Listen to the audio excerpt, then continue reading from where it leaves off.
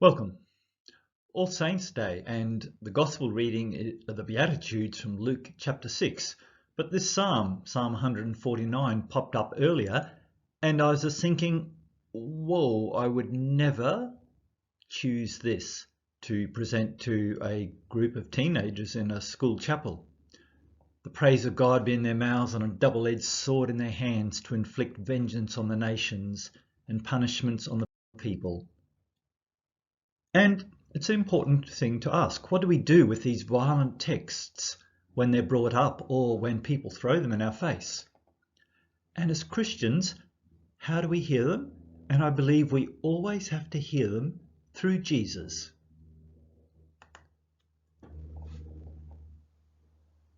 And that then pushes us to the further question, when we're angry and it's a righteous anger, how do we deal with that? And when we're angry and maybe it's not a good anger, it's just a flare up or a reaction, how do we deal with that? First thing to do is notice that Jesus never used these texts himself, never supported them, and never condoned violence. And it's from the Beatitudes, love your enemy, do good to those who hate you. That's such an important message of Christ, and it's a core thing. And I don't think as churches we've always focused on that. There was one time when a Samaritan village didn't want to help Jesus with some food supplies, and the disciples, who were disgusted, said, can we call down fire from heaven on them? Jesus looked at them and said, I'm going to Jerusalem. He didn't say I'm going to the cross, because they couldn't even get that idea. No, that's not the sort of Messiah I am. And in the garden, when he finally gets to Jerusalem, the Garden of Gethsemane, and Peter jumps up to protect him, put your sword back in its place. Jesus said to Peter, for all who draw the sword will die by the sword. Do you think I cannot call on my Father, and he will at once put at my disposal more than 12 legions of angels? But how then would the scriptures be fulfilled that say it must be this way? And there's Jesus going down to the cross. He's arrested, he's tortured, humiliated, he's made naked, and he's forced to carry his cross through the streets of Jerusalem out to the rubbish heap where he's executed on a cross. No glamour, no glory, and yet that's a key action for us as people of God. That's a key place where we meet who God really is. And it's Jesus saying, the evil and the bad stuff, it stops here with me. It doesn't just keep on amplifying and ricocheting everywhere. Evil stops with me. I've got it. And in the place, out of my death and out of this supposed failure, I bring you peace and I bring you resurrection. There is always a way through. And so we have key people throughout our Christian history who've inspired us and have shown us how to live this out. St. Francis, Crusades were on. He went there he passed through the lines to meet with the Muslim leader, who was very impressed with St. Francis. But the Christians didn't get the message. Quakers have always been looked down a bit on by Lutherans because they weren't doctrinally strict enough, but they've caught the heart of Jesus' work. We work together for peace, and we do it non-violently. And it's Quakers who were at the lead for eliminating slavery in England. And it's Quakers who still take the lead in many peace works around the world. Gandhi, not even a Christian, but in South Africa he was inspired by the Gospels. He read these accounts and he was inspired and he got the message. And his non-violent peace that brought about change in India still inspires. And finally, Martin Luther King Jr. at work in America in the 1960s. Powerful work, and we'll come back to him. So he said things like violence is immoral, impractical, and futile. It only deepens bitterness on both sides. And the cycle can only be broken by the power of agape love. And that's the word that Paul used in his New Testament letters. What's a Christ-like love giving? It's a self-giving love. It doesn't demand back. It's agape love, serving love. And this is what he said. It's a willingness to serve without the desire for reciprocation. Big word. It means, yeah, I show love and kindness to others, and they don't have to applaud me or say thank you or think I'm amazing. It's just I do it because it's the right and it's a God thing to do.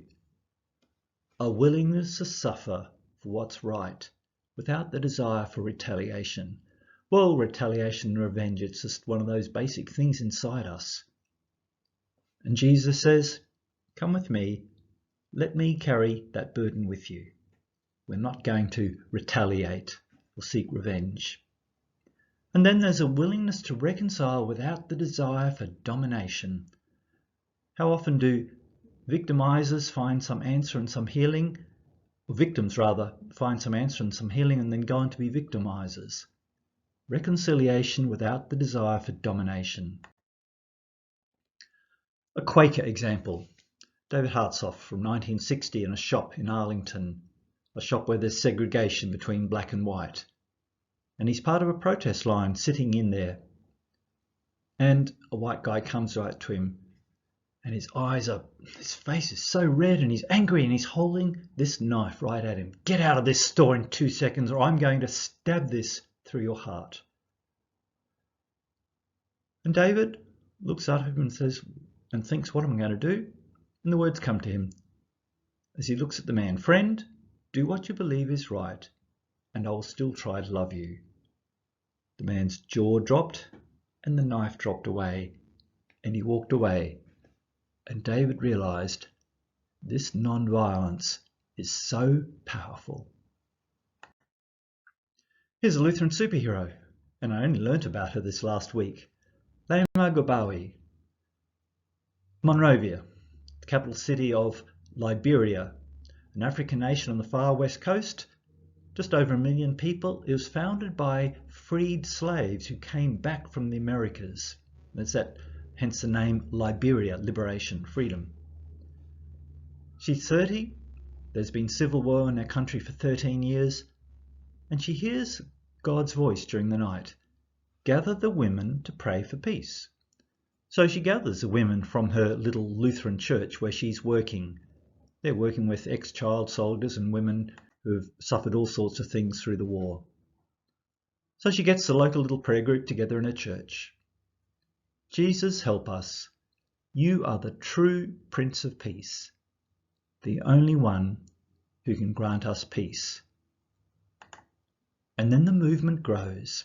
She says, we went to the mosques on Friday at noon after prayers, to the markets on Saturday morning, to 2 churches every Sunday. We gave all our sisters the same message. Liberian women, awake for peace. And they plastered these signs everywhere. We are tired. We are tired of our children being killed. We are tired of being raped. Women, wake up. You have a voice in the peace process. And they did have a voice. And she even got to speak to the ruler, Charles Taylor, not a nice man. And then the peace process started. And there were official meetings 2 countries away in Ghana. And when it turned out that the men weren't getting anywhere, Leemay and others bust across and took over the hotel where the men were meeting. And they refused to let the men out. Didn't even let them go for food or toilet breaks. So security forces tried to move these women on, and they started to disrobe, led by Leemay. And in that culture, if a married woman disrobed in front of someone, or an elderly woman disrobed, took off her clothes in front of another man, all the men in the nearby area would be cursed. So when word came back that they were about to be cursed, the talks got serious. And 3 days later, there was some serious breakthroughs and the peace process was well underway. and she was awarded the 2011 Nobel Peace Prize, and she is still powerfully working for peace. So there's that psalm verse we started with. How do we take up this double-edged sword? But we do it in the spirit and power of Christ. How do we bring peace powerfully but not violently? Let's go back to Martin Luther King Jr. He said, "Non-violence is a way of strength, not weakness. It is a powerful choice." And the goal is to win the friendship and understanding of the enemy. And that means we have to be willing to pay the cost of reconciliation. This isn't painless. It's precious, vital work, but it's not painless. There's a cost. Christ pays that cost, and he helps us. And Martin Luther King said, "Don't see your enemy as evil." It's so easy to do that, isn't it? But as part of the greater evil, which is harming us all, the brokenness and sin. And he said there's a great power in choosing to suffer for others. Because violence itself is never redemptive. You can never win by increasing the opponent's suffering. And so we learn to be like Jesus and to bear the pain as we're able and as we're guided. And so there's a love in action, and it's got to draw on the love of Christ. We can never do this out of our own strength. We just don't have the staying power. And finally, it's a cosmic optimism, which is just a fancy word for hope. Resurrection always has the last word. So what about us? Those moments when anger flares up inside us, we react, and then look back and think, oh, that wasn't very nice. Well, the first thing is always to be aware of what we're experiencing. Just take a moment to be aware. Breathe. Sure, we don't always get it right, but maybe the 101st time we will do something differently. We'll just take that moment. And it's okay to be angry when something is wrong. Honour yourself that you want to fight back and that you want to stand up for what is right. Honour yourself. That's precious and important and vital. And then do a check-in. So, how can I channel and work this energy in a loving way, in a Jesus way? We're looking always for what leads to life and not death. What builds up finally rather than lays waste. And just be aware, it can be so emotionally satisfying to give in to that desire for revenge or retaliation or demonizing others, and it'll feel good. But finally, it's not leading to life. Not for us and not for others. So we're learning. And sometimes we learn more powerfully by getting it wrong. Now, if you're in danger, you do what is needed in order to be safe. Don't demonize the other person. Finally, they're also a child of God, even if you're disagreeing with them violently. And then I've got to learn to accept myself as I am, with my failings and also my skills and my strengths. I'm a saint and a sinner at the same time. And you know what? What really annoys me most in others, what I get so fixated on, it may be actually a big part of me, and I'm just not ready or willing or able to recognize that in me. Maybe others can recognize it more clearly. Don't divide people up to good and bad.